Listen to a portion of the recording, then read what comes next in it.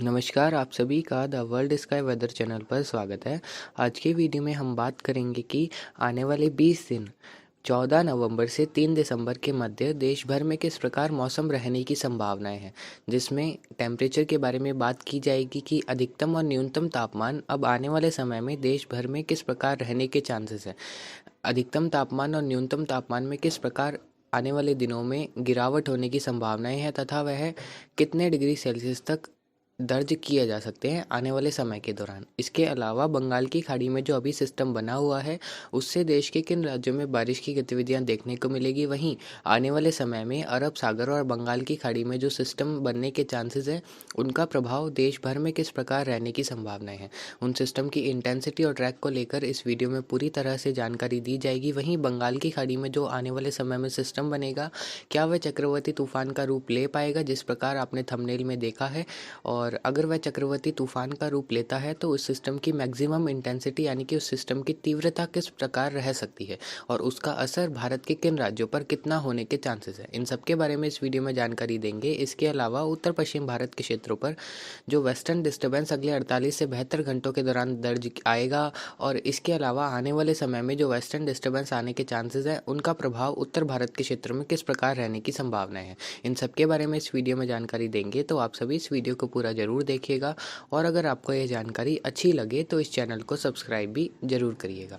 फिलहाल सबसे पहले तापमान की बात करें तो फिलहाल अभी वर्तमान में देश के ज़्यादातर राज्यों में तापमान सामान्य से कुछ अधिक बने हुए हैं, जिसमें न्यूनतम तापमान तो लगभग सामान्य के आसपास ही है। वहीं अधिकतम तापमान की बात करें तो वह थोड़े से सामान्य से ज़्यादा है।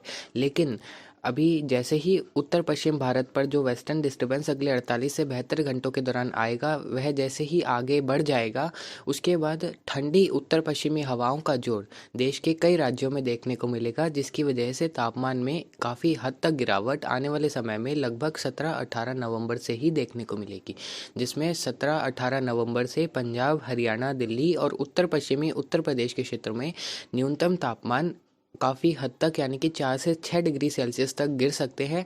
वहीं इनकी रेंज लगभग 8 से 13 डिग्री सेल्सियस के बीच पंजाब, हरियाणा, दिल्ली और उत्तर पश्चिमी उत्तर प्रदेश के क्षेत्रों में रहने के चांसेस 17-18 नवंबर से 23-24 नवंबर के मध्य रहेंगे। इसके अलावा राजस्थान, मध्य प्रदेश, छत्तीसगढ़, बिहार, झारखंड, इन सभी क्षेत्रों में भी तापमान में गिरावट देखने को मिलेगी। वहीं राजस्थान के उत्तर पश्चिमी उत्तर पूर्वी इलाकों में न्यूनतम तापमान लगभग 8 डिग्री सेल्सियस से 11 डिग्री सेल्सियस के बीच 18 नवंबर के आसपास से आगे रहने के चांसेस हैं। वहीं इस दौरान ही जो मध्य प्रदेश के क्षेत्र रहेंगे, पूर्वी और उत्तरी, उन क्षेत्रों में भी अधिकतम तापमान गिरावट में रहेंगे। वहीं 11 डिग्री सेल्सियस के आसपास इन क्षेत्रों में भी न्यूनतम तापमान देखने को मिल सकते हैं। और अधिकतम तापमान की बात की जाए तो अधिकतम तापमान उस समय अवधि के दौरान उत्तर भारत, मध्य और पूर्वी भारत के क्षेत्रों में लगभग 24 डिग्री सेल्सियस से 27 डिग्री सेल्सियस के बीच रहने की संभावनाएं रहेंगी। वहीं पंजाब, हरियाणा और उत्तर पश्चिमी राजस्थान के क्षेत्रों में यही मैक्सिमम टेम्परेचर 21 डिग्री से 24 डिग्री सेल्सियस के बीच दर्ज किए जा सकते हैं। तो कुछ इस प्रकार तापमान की स्थिति आने वाले समय में उत्तर, मध्य और पूर्वी भारत के क्षेत्रों में रहने की संभावनाएं हैं। कुल मिलाकर कहें तो आने वाले दिनों में अगले 3-4 दिनों के बाद तापमान में काफ़ी हद तक गिरावट देश के ज़्यादातर राज्यों में देखने को मिलेगी और ठंड का एक अच्छा खासा दौर देश के उत्तर, मध्य, पूर्वी और उत्तर पूर्वी भारत के क्षेत्रों में शुरू हो जाएगा। अब बारिश की बात की जाए तो फिलहाल बंगाल की खाड़ी में तमिलनाडु के कोस्ट के आसपास एक साइक्लोनिक सर्कुलेशन बना हुआ है, जो कि पहले निम्न दबाव का क्षेत्र था। अब यह धीरे धीरे तमिलनाडु को पार करते हुए केरल और अरब सागर में प्रवेश करेगा, जिसकी वजह से जो कर्नाटक के दक्षिणी मध्य इलाके होंगे, इसके अलावा तमिलनाडु, केरल और आंध्र प्रदेश के क्षेत्र में अलग अलग भागों में हल्की से मध्यम तो दक्षिणी तमिलनाडु, केरल के कुछ क्षेत्र में मध्यम से भारी बारिश की गतिविधियां अगले 2 से 3 दिनों के दौरान दर्ज की जा सकती है। इसके अलावा 15 नवंबर को एक ट्रफ जैसी स्थिति दक्षिण भारत के क्षेत्रों में दिखाई दे रही है, जिसकी वजह से तमिलनाडु के क्षेत्र में भारी बारिश होने की संभावनाएं 15 और 16 नवंबर को कुछ स्थानों पर रहेगी। हालांकि उसके बाद जैसे ही यह सर्कुलेशन अरब सागर में प्रवेश करेगा, यही सर्कुलेशन आने वाले समय में अरब सागर में एक निम्न दबाव का क्षेत्र बन सकता है। जिस प्रकार आप अपनी स्क्रीन पर भी देख रहे हैं, यह सर्कुलेशन लगभग 17-18 नवंबर को अरब सागर के दक्षिणी मध्य भागों के आसपास पहुंच सकता है और 19 से 20 नवंबर के मध्य इस सिस्टम के एक कमजोर लो प्रेशर एरिया का रूप लेने के चांसेस है। और यही सिस्टम लो प्रेशर का रूप लेकर भारत से दूर जाता हुआ दिखाई दे रहा है। अगर यह सिस्टम लो प्रेशर नहीं भी बनता है तो एक मजबूत साइक्लोनिक सर्कुलेशन रहेगा, जिसकी वजह से जो यमन के क्षेत्र है, इसके अलावा सोमालिया तक के क्षेत्र में इस सिस्टम के प्रभाव से बारिश की गतिविधियां होंगी। हालांकि भारत पर इस सिस्टम का किसी भी प्रकार से असर रहने के चांसेस नहीं है। इसके अलावा बंगाल की खाड़ी में, जो कि एक मुख्य सिस्टम बनने के चांसेस है, उसकी बात की जाए तो बंगाल की खाड़ी में लगभग 23 और 24 नवंबर के मध्य दक्षिणी भागों में एक लो प्रेशर एरिया का फॉर्मेशन होने के चांसेस है, जो कि 26 नवंबर के आसपास एक डिप्रेशन का रूप ले सकता है। उसके बाद इस सिस्टम के 27-28 नवंबर तक एक चक्रवाती तूफान का रूप लेने की संभावनाएं काफ़ी अधिक है। उस दौरान एमजीओ का सपोर्ट भी काफ़ी अच्छा दिखाई दे रहा है। इसके अलावा सी सरफेस टेम्परेचर भी साइक्लोनिक फॉर्मेशन के लिए फेवरेबल है, जिसकी वजह से बंगाल की खाड़ी में लगभग 26 से 28 नवंबर के मध्य एक चक्रवाती तूफान उभर सकता है। जीएफएस मॉडल इस सिस्टम को लेकर एक अच्छा इंडिकेशन दे रहा है कि यह सिस्टम एक चक्रवाती तूफान का रूप ले सकता है। ECMFW का AI मॉडल भी लगभग इस सिस्टम को डीप डिप्रेशन की कैटेगरी तक दिखा रहा है। आने वाले समय में वह भी हो सकता है इस सिस्टम को चक्रवाती तूफान दिखाने लग जाए। और इस सिस्टम की हाईएस्ट इंटेंसिटी की बात करें तो यह सिस्टम जिस क्षेत्र में बन रहा है उस क्षेत्र के आसपास ही सरफेस टेम्परेचर लगभग 30 डिग्री सेल्सियस के आसपास दिखाई दे रहा है। इसके अलावा रूसबी वेव का भी सपोर्ट दिखाई दे रहा है, जिसकी वजह से इस सिस्टम को थोड़ा इंटेंसिफाई होने में मदद मिलेगी और इस सिस्टम का लैंड से डिस्टेंस भी थोड़ा ज़्यादा रहेगा, जिसकी वजह से यह सिस्टम थोड़ा सा इंटेंसिफाई होते हुए एक सीवियर साइक्लोनिक स्टॉर्म या फिर वेरी सीवियर साइक्लोनिक स्टॉर्म की कैटेगरी का सिस्टम बन सकता है। जीएफएस मॉडल अभी सिस्टम के सीवियर साइक्लोनिक स्टॉर्म तक जाने की संभावनाएं दिखा रहा है। हालांकि पिछले रन में जीएफएस मॉडल इस सिस्टम को वेरी सीवियर साइक्लोनिक स्टॉर्म तक ले जा रहा था। अभी रिसेंट रन में इसको सीवियर साइक्लोनिक स्टॉर्म दिखा रहा है, लेकिन आने वाले समय में इस सिस्टम को लेकर क्लैरिटी आएगी। इतना जरूर पूरा कंफर्मेशन हो चुका है कि बंगाल की खाड़ी में 22 नवंबर के बाद एक सिस्टम का फॉर्मेशन जरूर देखने को मिलेगा, और जो कि वह सिस्टम डिप्रेशन तक तो जाएगा ही, लेकिन उसके फर्दर इंटेंसिफिकेशन को लेकर आने वाले समय में ही जानकारी पता लग पाएगी कि वह सिस्टम किस प्रकार इंटेंसिफाई होता है। अगर वह सिस्टम डिप्रेशन या फिर साइक्लोनिक स्टॉर्म बनकर भारत के क्षेत्र की तरफ आता है तो उसके ट्रैक की बात की जाए तो उसका फर्स्ट ट्रैक रहेगा तमिलनाडु के क्षेत्र की तरफ, क्योंकि वह सिस्टम दक्षिण की तरफ बनेगा तो वह तमिलनाडु को हिट कर सकता है। दूसरा ट्रैक रहेगा इस सिस्टम का उत्तरी आंध्र प्रदेश और उड़ीसा के क्षेत्रों की तरफ। वही ट्रैक जीएफएस मॉडल लगातार दिखाई दे रहा है। जीएफएस मॉडल लगातार इस सिस्टम के इस ट्रैक को लेकर संकेत दे रहा है कि यह सिस्टम उत्तरी आंध्र प्रदेश और उड़ीसा के दक्षिणी भागों पर लैंडफॉल कर सकता है। थर्ड ट्रैक इस सिस्टम का रहेगा म्यांमार के क्षेत्रों की तरफ। उस दौरान अगर वेस्टर्न डिस्टर्बेंस जो आता हुआ दिखाई दे रहा है, उस वेस्टर्न डिस्टर्बेंस की वजह से जेट धारा अगर काफ़ी ज़्यादा दक्षिणायन हो जाती है तो यह सिस्टम रिकर्व करेगा, इसमें इस बात में कोई भी संशय नहीं है। लेकिन अगर ये सिस्टम सेकंड ट्रैक पर जाता है, यानी कि उत्तरी आंध्र प्रदेश और दक्षिणी उड़ीसा के क्षेत्रों की तरफ, तो देश के बड़े पार्ट्स में बारिश की गतिविधियां होंगी। यह सिस्टम्स अगर इस सिस्टम के साइक्लोनिक डना से कंपेयर किया जाए तो इस सिस्टम की साइक्लोन डना से थोड़ी ज़्यादा बारिश होगी। साइक्लोन डना की बारिश का जो स्प्रेड था वो थोड़ा कम था, लेकिन इस सिस्टम की बारिश का स्प्रेड थोड़ा ज़्यादा बनता हुआ दिखाई दे रहा है, जिसकी वजह से अगर यह सेकंड ट्रैक फॉलो करता है तो ओडिशा, छत्तीसगढ़, महाराष्ट्र, मध्य प्रदेश के दक्षिणी पूर्वी इलाके, बिहार के दक्षिणी भाग, झारखंड, पश्चिम बंगाल, इसके अलावा तेलंगाना, आंध्र प्रदेश, तमिलनाडु, इन सभी क्षेत्रों में बारिश की गतिविधियां बड़े पैमाने पर होने की संभावनाएं रहेंगी।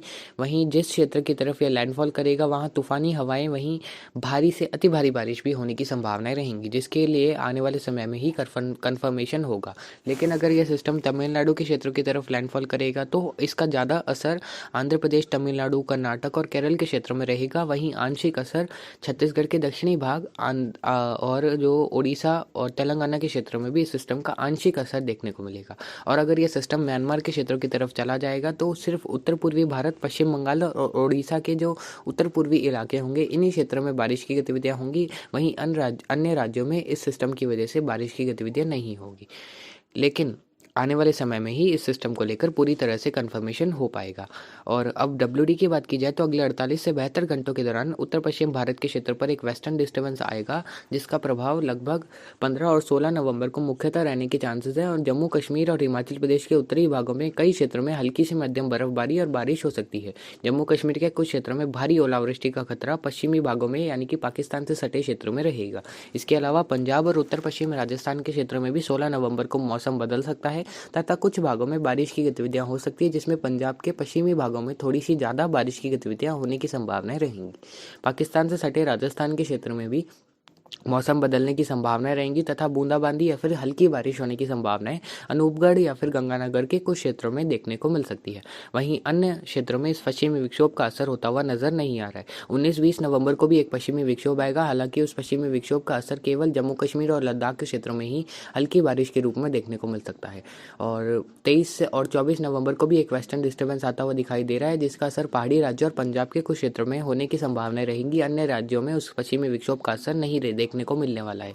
लेकिन 26 से 29 नवंबर के मध्य उत्तर पश्चिम भारत के क्षेत्र पर एक प्रभावी पश्चिमी विक्षोभ आने की संभावना है, जिसकी वजह से एक साइक्लोनिक सर्कुलेशन राजस्थान के उत्तर पश्चिम क्षेत्रों के आसपास बनता हुआ दिखाई दे रहा है। इसके अलावा उस पश्चिमी विक्षोभ की बारिश की बात की जाए तो उत्तर पश्चिम राजस्थान, उत्तर पूर्वी राजस्थान, पंजाब, हरियाणा, दिल्ली के उत्तरी इलाके, इसके अलावा उत्तर प्रदेश के तराई वाले इलाके, जम्मू कश्मीर, हिमाचल प्रदेश और उत्तराखंड के क्षेत्र में उस वेस्टर्न डिस्टर्बेंस के प्रभाव से 27 और 28 नवंबर को बारिश की गतिविधियां होने की संभावना है। कुछ स्थानों पर तेज हवाओं के साथ ओलावृष्टि की गतिविधियां भी होने की संभावना है। उस पश्चिमी विक्षोभ के प्रभाव से आने वाले समय में लगभग 27 और 28 नवंबर को उत्तर पश्चिम भारत के मैदानों और पहाड़ी राज्यों में रहेगी, जिसके बारे में लगातार आपको आगे जानकारी देते रहेंगे।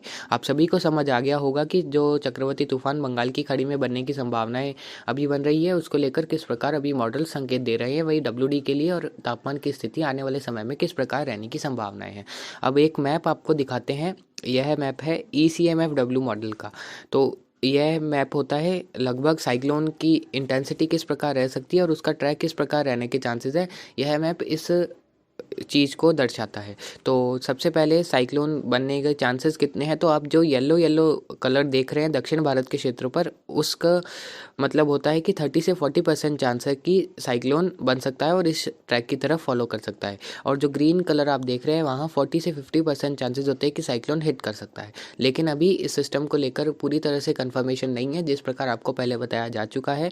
ECMFW मॉडल संकेत जरूर दे रहा है कि जो बंगाल की खाड़ी में नवंबर के अंतिम सप्ताह में सिस्टम बनेगा वह चक्रवाती तूफान का रूप ले सकता है। और बहुत अच्छा इंडिकेशन ECMFW मॉडल के द्वारा भी दिया जा रहा है और आप अपनी स्क्रीन पर भी देख सकते हैं। आप इस मैप को देखकर समझ सकते हैं कि ECMFW मॉडल किस प्रकार आने वाले सिस्टम को लेकर संकेत दे रहा है। इसके अलावा अरब सागर में भी एक सर्कुलेशन या फिर लो प्रेशर का संकेत ECMFW के मॉडल के द्वारा आने वाले समय में नवंबर के अंतिम दिनों में दिया जा रहा है, जिसको लेकर अभी पूरी तरह से कंफर्मेशन नहीं है, इसीलिए आपको स्क्रीन पर नहीं दिखाया गया है। लेकिन जैसे ही उस सिस्टम को लेकर कंफर्मेशन होता है या फिर उस सिस्टम को लेकर आने वाले समय में उसको इंटेंसिफाई होने के लिए चांसेस बनते हैं, तो आपको द वर्ल्ड स्काई वेदर के द्वारा सबसे पहले जानकारी दे दी जाएगी। फिलहाल आप उस सिस्टम पर नज़र रखिए जो बंगाल की खाड़ी में आने वाले समय में रहेगा और बनने के चांसेस रहेंगे, क्योंकि वह सिस्टम एक चक्रवाती तूफान का रूप लेकर भारत के कई राज्यों को प्रभावित कर सकता है। अब एक छोटी सी समरी वीडियो के लास्ट में देंगे, जिससे पहले आपको यह बताते हैं कि उत्तर पश्चिम भारत के क्षेत्र पर फॉग भी आने वाले समय में देखने को मिलेगा, यानी कि धुंध या फिर कोहरा यह रहने की संभावना है। उत्तर पश्चिम भारत के क्षेत्र पर आने वाले 4 से 5 दिनों के दौरान रहेगी। डेंस फॉग उत्तर पश्चिम भारत के मैदानी राज्यों में पंजाब, हरियाणा, दिल्ली, उत्तर प्रदेश, राजस्थान के क्षेत्रों में आने वाले समय में अगले 4 से 5 दिनों के दौरान दर्ज किया जा सकता है। छोटी सी समरी वीडियो के लास्ट में दे देते हैं। तो जिस प्रकार आप अपनी स्क्रीन पर देख रहे हैं, increase in tropical activities are very likely to take place in both sea basins, Arabian Sea and Bay of Bengal in support of Madden-Julian oscillation। MJO की सपोर्ट की वजह से बंगाल की खाड़ी तथा अरब सागर में सिस्टम उभरने की संभावनाएं दोनों ही समुद्रों में 19 से 29 नवंबर के मध्य रहेगी, जिस प्रकार आपको पीडीओ में पहले बताया जा चुका है। Between 23rd to 25th November a low pressure is very likely to form in Bay of Bengal which may intensify into a cyclonic storm further। 23 से 25 नवंबर के मध्य बंगाल की खाड़ी में जिस प्रकार लो प्रेशर बनने की संभावनाएं है वही बनेगा और उसके आने वाले समय में लगभग 27-28 नवंबर के आसपास एक चक्रवाती तूफान का रूप लेने की संभावनाएं बहुत अधिक है। इसके अलावा वीक लो प्रेशर एरिया या फिर CYCIR यानी कि cyclonic circulation is expected in Arabian Sea between 19th to 23rd November. Chances of a formation of a cyclone exist in BOB during last week. अरब सागर में लगभग 19 से 23 नवंबर के मध्य एक साइक्लोनिक सर्कुलेशन या फिर लो प्रेशर एरिया का फॉर्मेशन देखने को मिल सकता है, जो कि सोमालिया या फिर यमन की तरफ जा सकता है। इस सिस्टम का प्रभाव भारत के किसी भी राज्य पर पड़ने की संभावना नहीं रहेगी और यह भारत से दूर जाएगा। इसके अलावा back to back western disturbance will cross north India, यानी कि लगातार पश्चिमी विक्षोभ आएंगे। पहला पश्चिमी विक्षोभ तो उत्तर भारत के क्षेत्रों पर अगले 3 दिनों के दौरान प्रभावित करेगा, जब पहाड़ी राज्य वही मैदानों के कुछ क्षेत्रों में आंशिक असर इस पश्चिमी विक्षोभ का होने की संभावनाएं 16 नवंबर को रहेगी। इसके अलावा increment in rains and snowfall activities likely, आने वाले समय में लगभग 26 से 29 नवंबर के मध्य बर्फबारी और बारिश की गतिविधि में बढ़ोतरी उत्तर भारत के मैदानों और पहाड़ी राज्यों में होने की संभावना है। न्यूनतम और अधिकतम तापमान में 17 नवंबर के बाद देश के ज़्यादातर राज्यों में असामान्य रूप से गिरावट होने की संभावना रहेंगी। तो फिलहाल अभी की अपडेट के लिए इतना ही। नमस्कार, जय हिंद, जय भारत।